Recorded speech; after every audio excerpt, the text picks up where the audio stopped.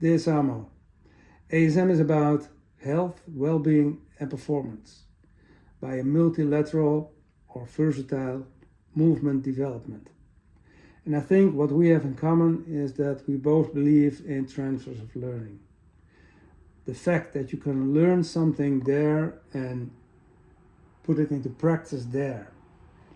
And the ASM is trying to give structure in that program. A structure in movement, physical conditioning, perceptual, conceptual and competence elements. All those elements can be trainable and can also put into practice, into the exercises, games, tasks, sports. We both have a judo background, which means that we understand how important spatial awareness is, the eye-hand, eye-foot coordination.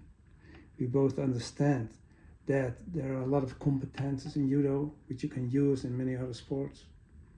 We understand the fact that balance is important, falling is important.